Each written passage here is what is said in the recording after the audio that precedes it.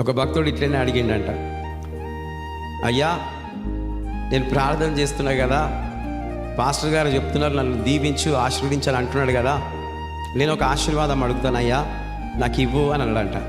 ఏం కావాలా భక్తుడా అడుగు అన్నాడంట. అంటే నేను ముట్టిందల్లా బంగారం కావాలా అన్నాడంట. నేను ఏదైతే ముట్టుకుంటానో అది బంగారం కావాలా అన్నాడంట.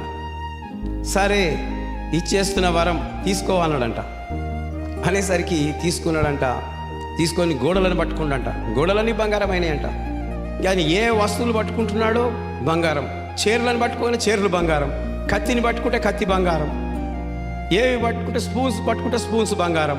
ఆఖరికి అన్నం తినడానికి అలగూస్తున్నాడంట. అన్నంలో పట్టుకున్నట్ట బంగారం అయిందంట. ఏం తింటాడు ఇక? బంగారం తింటాడా? తినడు.